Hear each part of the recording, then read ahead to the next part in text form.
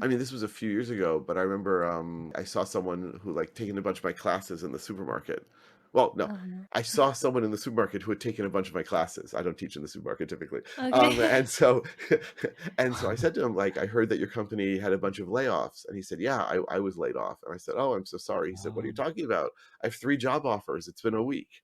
So it's like it was kind of crazy. So the people in supermarket are taking your class. Yes, exactly. It's just that Israel's a very small country, even smaller than Oh. Taiwan. And so like everyone knows everyone and everyone sees everyone everywhere.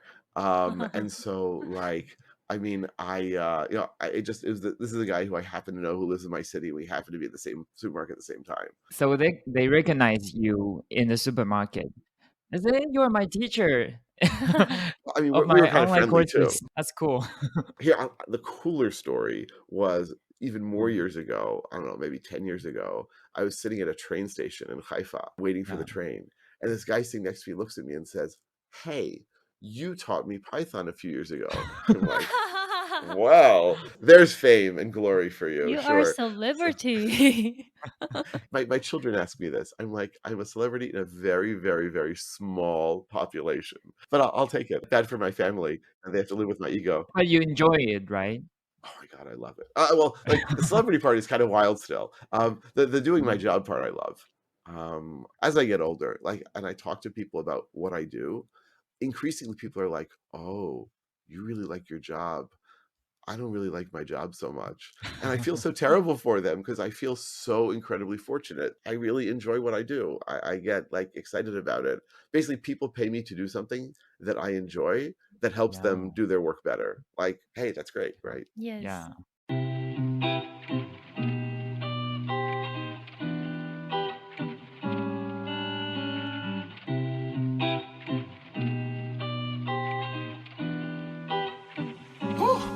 Yeah. Rolling on with the open source community. 邀请开源社群的好朋友跟我们一起拍起来。嗨，大家好。Hello, everyone. Welcome to PyCast, and this is the podcast of PyCon Taiwan community. And I'm the host, Benson, and this is my partner, Jojo. Hi, I'm Jojo. And today we have a very special guest. And Benson, would you like to introduce a little bit? Yeah, our guest, Reuven Lerner. He is a very senior and experienced educator in programming language. And he also have many experience in open source community. We are very excited to have this Yeah. guest today with us. And we actually have an interesting story of how we met him before. Benson. Yeah, actually, this story, I think you will know more about this story than me because you're in sponsorship team, right? Yes, I Yeah, am. and So, actually, okay. last year, Reuven has contacted our community saying that he want to sponsor PyCon Taiwan in his name. So that made everyone very curious about this person. Yes, that is like the beginning of our connection. Yeah, So Ruben actually reached out to us last year and saying that he want to sponsor PyCon Taiwan. So we were very flattered. We are yeah, happy yeah. to receive the sponsorship. However, by the time it was a little bit too late that we closed the sponsorship program already. So we didn't receive the sponsorship last year, but we are so happy to start cooperating. And we invite Reuven to come to our podcast and let's have an interview. But by the time everyone was very busy, so we didn't Yeah. have time last year to do this interview. But finally, we have Reuven here today with us. Yeah, so grateful for this opportunity. Yes. Yeah. So, Jojo, you can introduce our guest. Yes. So let's welcome Reuven. Reuven, please say hi. Hey folks. Hi everyone. Super, super, super excited to be here. Yes. I want to make another note that a lot of our volunteer have met Reuven before, even before last year, because Reuven is very activate in PyCon PyCon US. US. Yes, and a lot of our volunteers who've been to PyCon US have met Reuven. and they all, because I was doing a lot of research on, oh, I'm doing interview with Reuven, so please tell me more, give me some background, and everyone, Yeah. our volunteers saying, oh, he's super nice, so don't worry about it. Yeah. Wow, wow, thank you. Yeah. So Ruben, will you give us a short introduce yourself? Sure, sure. So I've had my own consulting business since 1995. That's the year that I moved from the U.S. to Israel. I'm originally from the U.S. I've been living in Israel since then, and I said, well, if I'm changing countries, might as well try my hand at consulting. And so at the beginning, I was doing programming projects, I was doing general technical projects, and I was doing a lot at that point in Perl, Linux, a lot of open source stuff. And on the side, I was also doing some Ruby, I was also doing some Python. And people started asking me, instead of doing this programming project for us, why don't you teach our people how to do it? And so there's always this strand of training going on. And over the years, as Perl sort of imploded, and I started doing more and more sort of stuff with other languages. And I started also discovering that training is this whole industry in and of itself, and I like it more than the programming. And so, probably about 15 years ago, I guess, I started to just do training, not do programming projects, not do anything else. And the greatest demand and the greatest sort of fun was in Python. So as of about 10, 15 years ago, basically every day I get up, I work with a different company in a different city, in a different country, teaching them Python. And I now have about, I want to say 20 different courses that I offer, starting from Python for non-programmers all the way up to advanced workshops. And those are live classes I give at companies. And then I also have a whole bunch of recorded courses that I've created based on those that I sell to people online. So I'm a full-time Python instructor, and I love it. It's great, great fun. So you started not only teaching Python, you used to teach a lot of other programming languages. Right. So I've taught Perl, I've taught Ruby, I've taught PostgreSQL. And for a while, I'm still sort of doing a podcast for freelancers and consultants. And one of the things we always tell people there is you should focus on one thing. And if you focus on one thing, you're going to be much more successful than trying to focus on everything. And I realized, oh, maybe I should take my own advice. And so when I sort of looked around at what I like and what the market is interested in, then Python was way, way, way above all these other things. And so I can imagine a universe in which I were doing training in, let's say, PostgreSQL. But I chose Python, and I don't regret that whatsoever. And as I've been teaching Python, I mean, this is, I know, a cliche that when you teach something, you get to know it better. So as I've been teaching Python more and more over the years, I've definitely gotten a better understanding of the language and the nuances, and then how to teach it better. So every day, like I'm learning the language more and I'm improving more.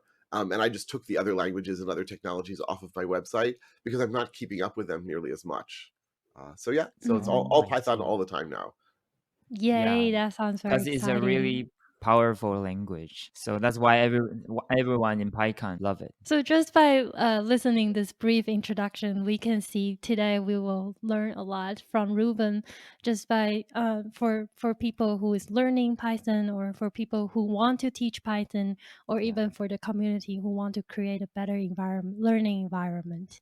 Yay! So Yeah. Benson, please introduce our today's Yeah, topics. yeah, yeah. So the first topic that Jojo just covered is that we want to ask questions for those who want to learn Python. And you just said you have many people enroll in your training in the supermarket. Yeah, so I want to know that. Why do you think people will enroll in your training courses? And I want to know about their background. Are those people also engineers, or are they not in this background? Okay, so we have like a few different populations here. The main source of my income, the main sort of person who comes to my training. So I work with large companies, also small companies, but like my day to day is with a lot of large companies. And basically, there it's typically a company that has software engineers, so they already know typically C, C++, Java, C sharp. But the company has decided that they are going to use Python, and so they've decided to bring me in to move their people to teach them based on that. Could people learn on their own? Yes. but typically they don't have time, they don't know what resources to use, and when they're told, "Hey, here's some video courses," they don't watch them. We've had experience with this. Even like one client of mine had them watch my videos, and they did not watch them. So like, it's much better to have an instructor come in, talk to them, and also answer questions. So most of the people in most of my classes are indeed experienced engineers. But there was one company I was teaching at a number of years ago where at the end of the first day, several people came up to me and said, "This intro to Python, this seems great, but we're really not programmers, and this is too hard for us." And I said, "I have bad news for you. Today's the easy day, uh, so it's going to get much harder from here." And so that's where I started to develop my Python for non-programmers course. Basically telling people you don't have to have any programming experience. Come in here. Don't be embarrassed to ask questions. And we take it slowly, and we do even more exercises. I'm a big believer in exercises, but like even more of them. And that course has been a real success as well, because you have all these people who want to learn Python, these companies, and those are like network administrators, system administrators, but also managers who are in charge of engineers and want to understand what their people are doing. And you also have many companies where they're starting to say you need some programming experience in order to like really advance your career here, because everything is becoming programmable. Yes, But yes. then we also have like online, I've had people who just want to get into like the programming thing. They've heard Python is fun, they've heard programming is a good career move, but they don't know where to go. And a lot of the courses are again designed for people who who have programming experience. So 2 years ago, I did a free Python for non-programmers online, and it's still available for people to view. Yeah, I And saw that. thousands of people have taken it. And I get email from people saying, "I never thought I could become a programmer. I never thought I could learn this, and I can." And that's like, I feel amazing about that, right? Like helping people understand Yeah. that they can gain this literacy. So yeah, so that's the basic audience out there. Yeah, I can really relate to the story that Reuven just said because I am not engineering background and but I want to learn Python. But like Reuven just said, it's really hard just self-taught my way to to master Actually, I want to say that the reason why Jojo came into the participate. community last Yes, year is because that she wanted to learn some learn Python. Python. Yeah, but But it never really happened. yeah, so maybe you can give her some advice. Yes. Okay. So I want to elaborate this question a little bit more because I want to learn Python, but I never really had a good time to learn, or I find myself like, even though I want to learn, but maybe I'm not desperate or eager to, go through all the videos and everything. And just like you said, maybe it's because it's not designed for the non engineering background. So the information to me is a little bit overwhelming, or it takes a lot more time to understand the context. So maybe you can give more suggestions or advice for people like me. Sure. So I'll tell you, one of the problems that we've now all sort of agreed on is that if you already have experience programming, then learning a new programming language, there are always going to be different idioms and different syntaxes and different styles, but you have the basic background. It's like when you learn a foreign language, you know what nouns are, you know what verbs are, right? You know what sentences are. So you have that basic sort of conceptual infrastructure that you can learn. But when you learn your first programming language, you don't have any of that conceptualization. You don't know what variables are. You don't know what functions are. People in my intro class often don't know, do I use quotes here? Do I not use quotes here? Do I use square brackets or round parentheses or curly braces? These things are not at all obvious when you're starting out. And so I call starting to learn programming, any language, at the beginning, climbing two ladders at the same time. That, like, you've got one foot on each ladder, that you've got the conceptual ladder, but you've also got the syntax ladder. And it's hard. And so one of the things you want to find, and I try to do this in my non-programmers course, is slowly but surely give people each a little bit of each, moving sort of up both of those ladders. And so little by little, you understand the syntax, but you also understand why the syntax works the way it does, and use it in exercises and practice. And I consistently use that metaphor of learning a foreign language, or the analogy of using a Hmm. foreign language, because I think it really does help. For another reason, also, people are often asking me, so how long does it take to learn Python? I'm like, how long does it take to learn English or Chinese or French or something, right? It's a lifetime. It never ends. But the real question is, how long does it take me to learn enough that I can use it, that I can sort of get started, practically speaking? And that actually in Yes. Python does not take that long. It's like, call it. So if my intro class is, the online one is 15 hours, call it 20 hours, call it 25 hours, because you've got to do some practice, you've got to play with it, you've got to make mistakes. But it's not, you can measure it in weeks. You cannot measure it in months or years. And the other thing to remember is, you like, fluency is this term we throw around. Like, you don't have to be the best writer to know how to write. You don't have to be the best, artist to enjoy drawing. And you don't have to be like the best hacker in the world to be like decent at programming. You just need to get things done. And that is not such a high bar. Yeah. Oh, Yeah. okay. Wow. That's I think that's a um really good concept in yes. learning a new programming language or any other language as well. Indeed, I feel a lot of us who are beginners, we set a very high standard, a very high expectation on learning Python. We're hoping that we can do what engineers can do, what programmers can do, and maybe um, we should make a a short term a short term goal instead of dreaming a very big Yeah. and far away thing that will probably stop us from here. Yeah, that's exactly what I want to say because I have a friend I hang out with yesterday.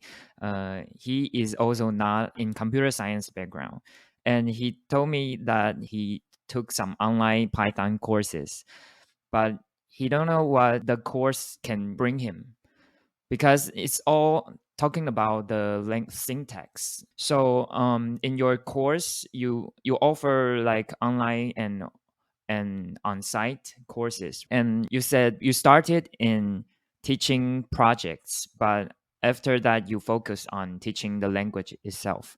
But for those who are not in this computer science background, how do you make them to continually working on the project if they do not know how to use this language to build into something else? The project, I mean, they're always very, very small exercises, right? Like, I mean, especially with beginners, and they might seem really silly at first, right? So, like, I'll have an exercise of like a number guessing game. So, the computer generates a random number, and can the person guess? And they get, and then they guess once, and they're told too high, too low, or you got it exactly right. And it Hmm. seems silly and trivial at first, but there are a whole lot of things packed into that. There is asking for input from the user, there is comparing things, there is, oh, look, strings and integers are different, so we have to convert between them. And these, to an experienced programmer, are really obvious. But to someone who's new, they're not at all obvious. And I'll tell you, actually, someone who's experienced in a statically compiled language, someone who comes from Java, it's not obvious that Python won't check these things. And so they get very surprised and frustrated. Oh, I have to check. And so over time, I try to make the projects and the exercises bigger and bigger and more real world. And so, for example, at the end of my non-programmers course that I do on site with clients, so I show them how you can use the requests module to retrieve JSON and then break that apart and iterate over it in a for loop. Why? Because many of them are working for networking companies where they know they need to retrieve JSON. And I show them, look, with this library, you can just download it, and then it's just like a regular dictionary. And we know how to work with dictionaries already. And by breaking apart these big problems into small problems, they start to see that, oh, all problems can be broken down. It's just a matter of time, and then learning sort of what layer of abstraction you want to deal with. So I try to make it like connected to their real world issues. It's hard sometimes because a lot of these things are very abstract. But I also try to use a Hmm. lot of examples, right? Like, where would we use a list? Oh, you can have a list of users, a list of files, a list of passwords. Don't have a list of passwords, right? A list of credit card numbers. Don't do that either. But like you can have lists of things, and so like you start to understand why you would want this versus that. Mhm.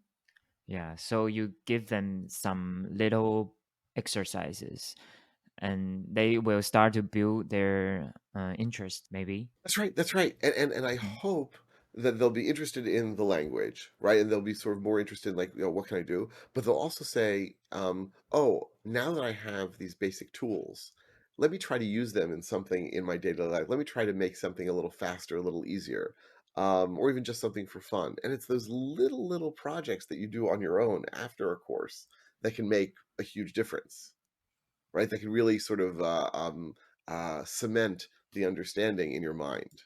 Okay. Then do you have any like advice that you want to tell those who want to learn Python and how they can start and by what kind of method that you would suggest? Sure. So I heard, I want to say it was like 2 years ago, this interview on Michael Kennedy's podcast on Talk Python.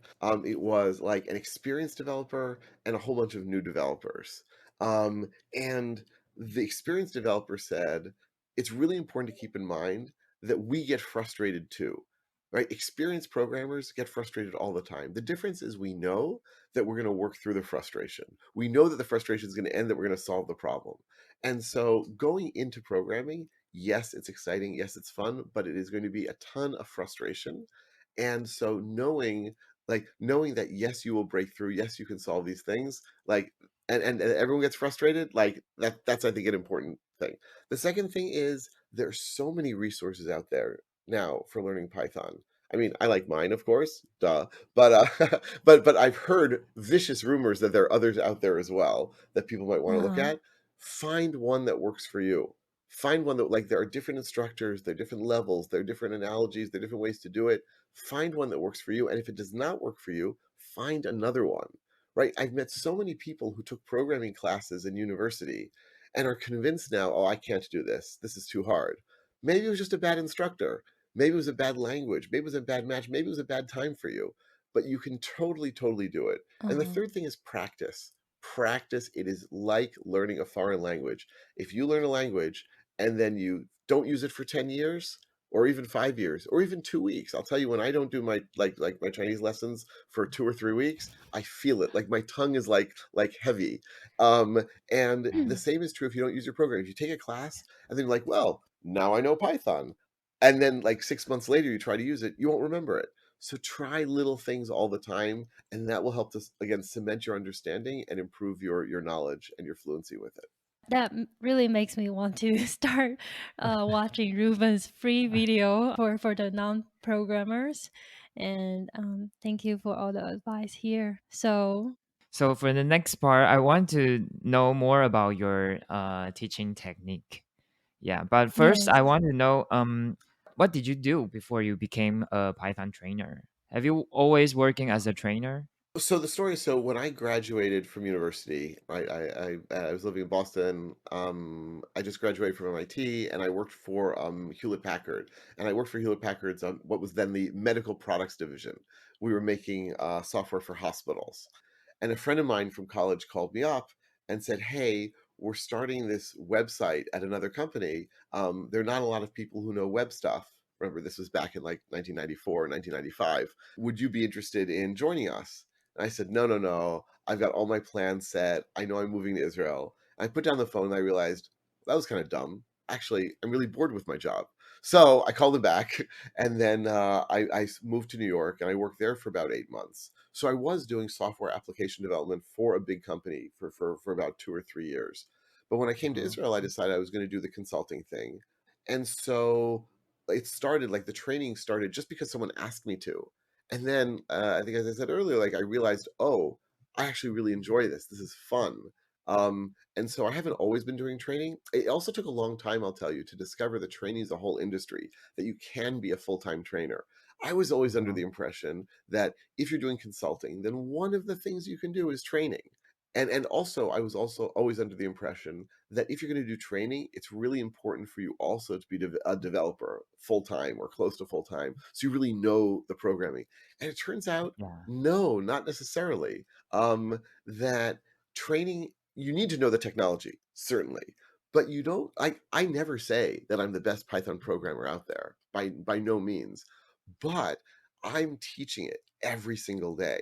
And so my teaching has gotten better than many other people's because I'm just forced to improve it. The analogy I often use is to a stand-up comedian, that when you see them give their jokes, like they're funny. Hopefully they're funny, but it's because 20 previous audiences, 100 previous audiences suffered before you actually got to hear them. And so it's the same way with me, where people have suffered for years hearing my training before they like get it where I've actually improved it. Now, what I try to do then is sneak in new things to each class that I give to sort of experiment and see what works and what doesn't. Or sometimes I'll just randomly hit on things. So it was this very organic sort of process of starting with doing many things and moving on to then like just doing the training and just doing the Python training. But the more I did it, the more I liked it, the more I was enjoying it. And here are two secrets for you. Number one, training actually can pay better than development. Don't tell anyone. Um, and number because I don't want competition. And number two is if you're doing training, no one calls you up with bug reports. What a great deal, right? So like no one Yeah. calls me and says, "Hey, our website is down. Can you fix this at midnight?" Um, so that's been nice. Oh, the other thing is once you start to get into training and you work with big companies love to schedule far, far in advance. So we are now at the end of May when we're recording. I have all Mhm. of my days scheduled until November. Like I know which client, which day, which class, and already I'm starting to talk to people about doing it beyond that. So do you think that because you said that you don't really have to work as a software engineer into becoming a trainer of Python, but I think you need some background doing it. I think yeah, you need to have done it at some point, so yeah, that you can have some knowledge and credibility. But I don't think you have to do it at the same time necessarily. yeah. Also, I'll say like I sometimes work on like little projects for myself. So like I set up some programs in Python to like set up my courses each day, setting up Jupyter and GitHub and so forth. Mhm. So like I'm solving problems, but I'm not solving big problems. By the way, I'll add that limits some of the things that I can teach. So people Yeah. sometimes ask me to teach courses in Kubernetes and Docker and like containers and DevOps. I'm like, no, I can't because I've never run dozens or hundreds of servers. And I'm not going to start running hundreds of servers just to sort of see how it works so that I can teach those courses. So it does limit me somewhat, but that's okay. There's enough other stuff out there. Yeah. Because I saw a lot of online courses in many platforms. That sometimes I really wonder if the teachers is not in the industry. How can they tell students something that they need to use into solving problems in their company? Yeah, I'm a little bit curious as well that because I guess you need to have a certain background or uh, enough knowledge to be convincing to your student. And what happened if some students they came to you and have a very tough questions that maybe it's really difficult to answer, and what would you do in response? Um, Part of being a consultant is saying, "Oh, of course I can solve that problem," right? Like even if you've never seen the problem Yeah, before. that's Um, what we consultant will say to our clients. Yes, that's what I do as well. exactly. I would say I've gotten less embarrassed over the years to tell people I don't know, right? Like if someone asks me a question, if I can, and I'll say to them, like often people ask me questions in class, I don't know the answer. And so I'll say, I don't know. Let me research this. Like I'll tell them now I have Mhm. homework for tomorrow. And for me, that's fun. And for me, that like, people are paying me to learn new things. And then if I can learn it, that's great for everyone. And then I can even sometimes incorporate that into my next courses. But if it's Mhm. something big, really complex that I don't know, I'll just say I don't know. That's something I don't have experience with. And it took me a long time to like get confident enough to be able to say that and not feel like, oh no, I'm saying I don't know. Like they're gonna think I don't know anything. But no one can know everything, right? Like, and it's okay to say these are the limits of my knowledge. And I hope people have more respect for that rather than less. Then that leads to my next question is like what kind of preparation that you think are very necessary to be a good Python trainer or for those who want to be a Python trainer? You do need to know the language. Yes. That's like a good starting point. Um, you need to feel comfortable speaking in front of people. And for many people, that's hard. Right? Like I remember a few years ago, I spoke to someone who was going to be speaking at a conference. And he was like, okay, I'm getting ready to like practice my talk 20 or 30 times. And I'm thinking, oh my God, I've never practiced anything 20 or 30 times uh, ever. But like, that's because every day I'm getting up in front of people and like I've had that practice now. So get practice. Give talks at conferences, give talks at meetups, even do talks on like YouTube and so forth. Like try get practice speaking in front of people and especially answering the questions. And you'll discover that over time, people ask the same questions. Like it's rare. Like when someone asks a question that I've never heard before, it's exciting and it's fun, but it's rare. And I'll tell you also my competitive advantage in the training industry is that I live in Israel, and Israelis love asking questions and love asking tough questions. Mhm. And so if I teach something 5, 10 times in Israel, I've heard most of the questions people elsewhere in the world are going to ask, because elsewhere in the world they are all much more embarrassed. Like they're much more sort of quiet. Um, and the other thing is, the vital thing is, like, it takes time to prepare. It really, really does. So if I'm doing a completely new course, each Mhm. day of the course probably takes me 2 to 3 days of preparation, and that's after I already know the subject, and I know that that first time I teach it will not be good. And then I have to go through another few days. So each day, like by the time it's good, has probably gone through, let's call it a week, maybe even 2 weeks of editing, prepping, changing.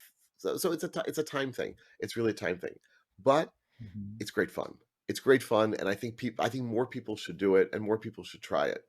Yeah, and I was gonna ask that because you talk about a lot of preparation on new topics on your new training program.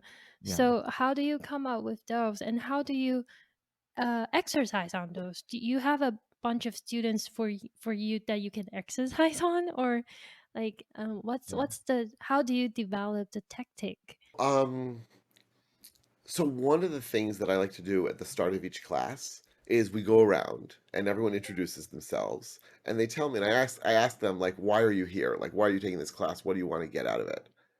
Now everyone's like, okay, we have to go around and introduce themselves. This is my market research. People, this is why I have everyone introduce themselves. Yes, I want to know their names. Yes, I want to like know some background, and then I can like tie it together with a class. But like for example, for a long time when I was like having people introduce themselves, people would say, and I'm learning Python because I want to do data analysis.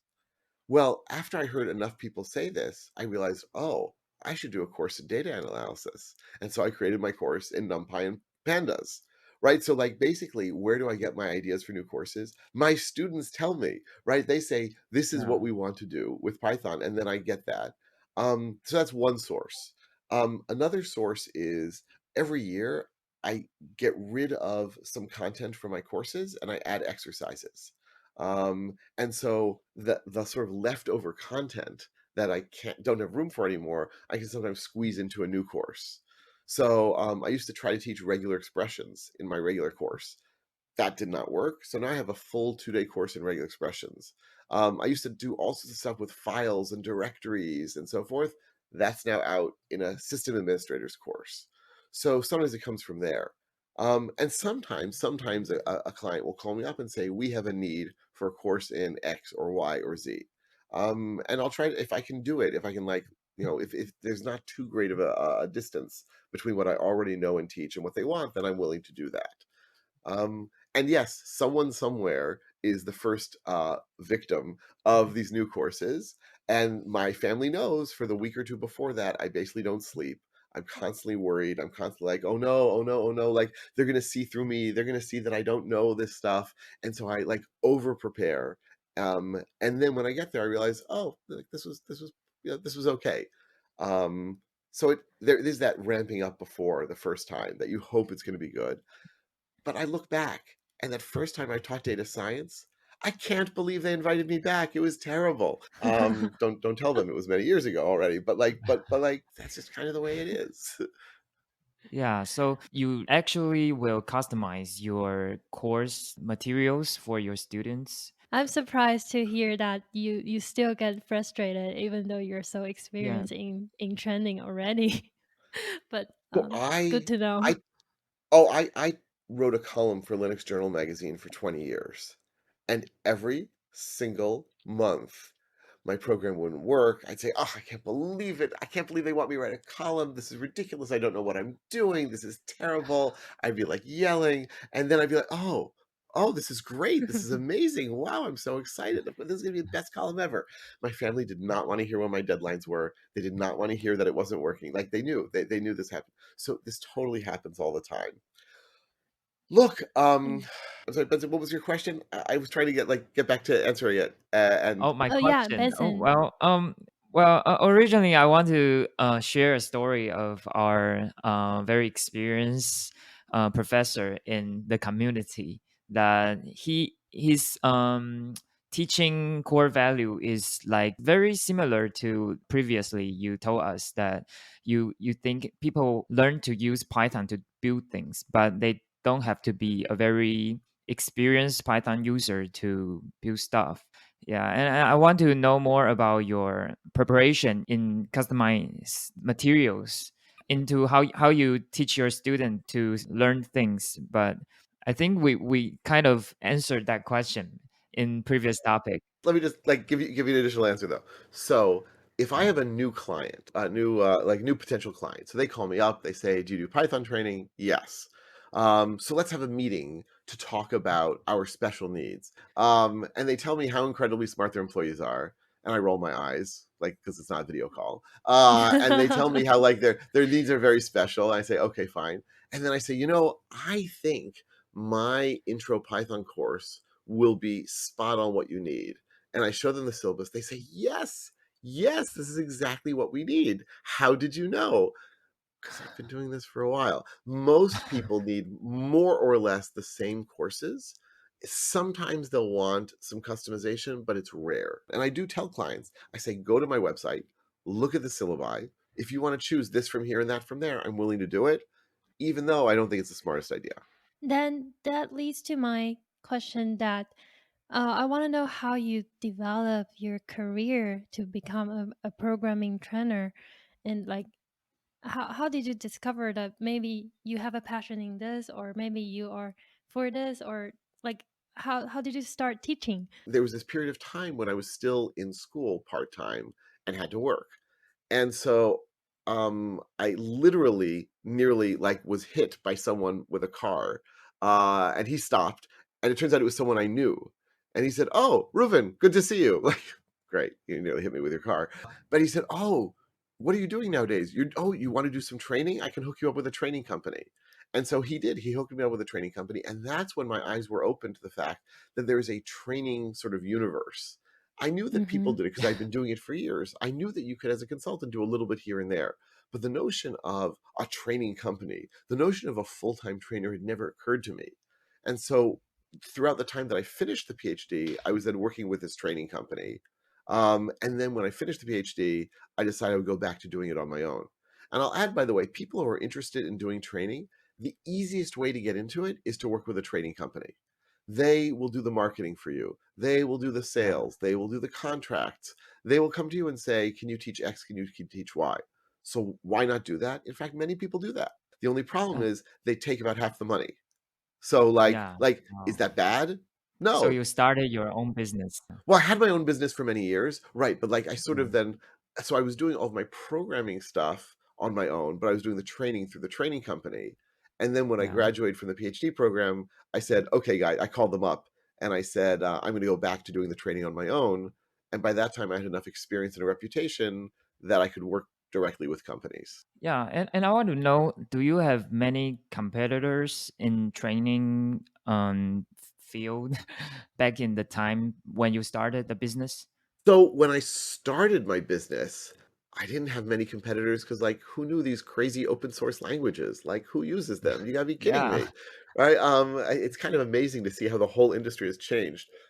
There are a few other people who do Python training in Israel, and, a few more than a few more around the world who do it, and that's okay, right? Like, I mean, first of all, we're all kind of friendly with each other, and we all kinda get along because it's not that big of a world, like, that big of a like, a universe of trainers, but there's so much opportunity out there. Look, let's say my courses are typically 4 days long.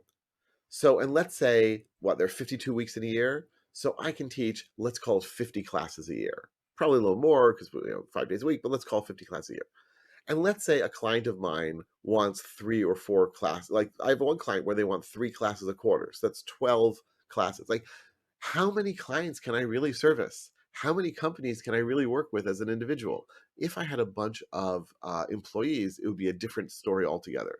But if it's just me, I can easily fill my time, and I don't have to worry about competition because there are so many people out there interested in Python.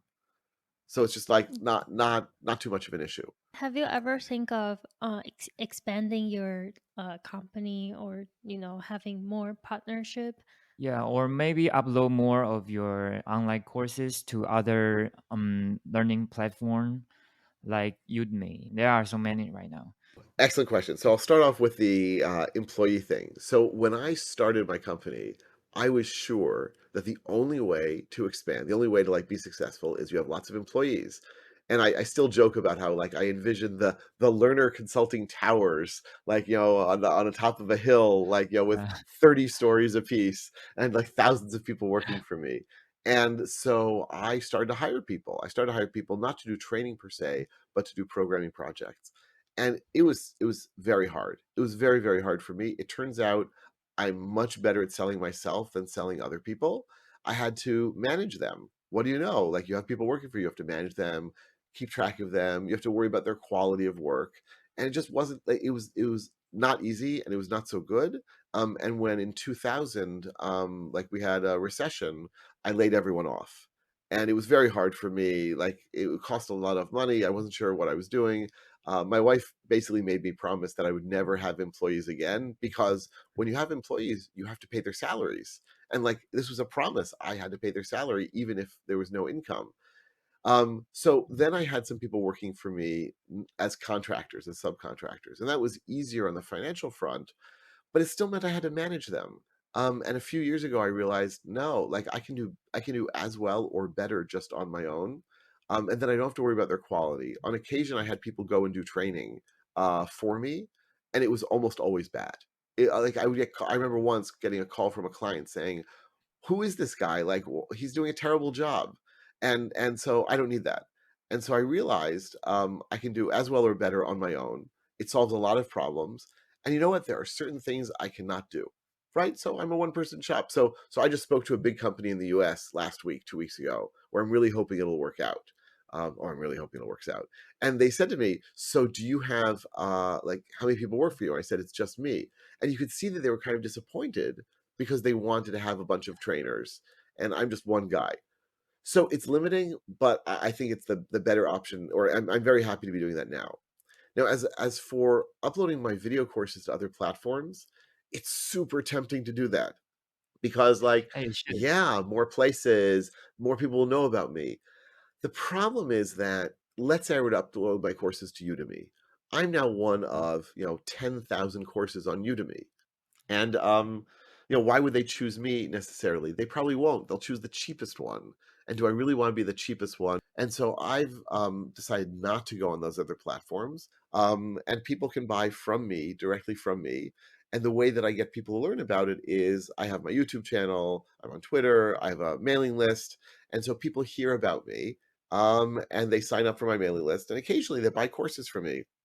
And that has worked pretty well. Yeah, to the expanding part.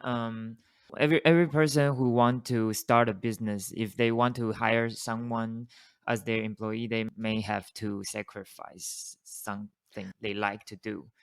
But I can feel that you have a very big passion in teaching. Maybe that's why you don't want to continue expanding your Reuven building. Yeah, that will makes you have too much loading on, the On company, doing the things that uh, you like.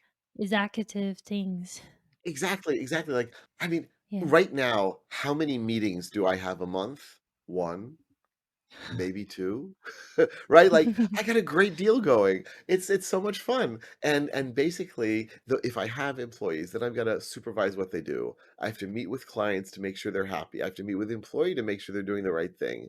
Like, I mean, I might at some point need some subcontractors to help me support my online business, but that would be, like, very specific roles as opposed to, like, doing training. So, from our conversation, I can see you are really passionate in teaching. Yeah. Even even you had a chance to expand your company, but you decide not to shift your time to, managing a company, but instead you want to just dedicate in educating, in developing your training program. That's really great.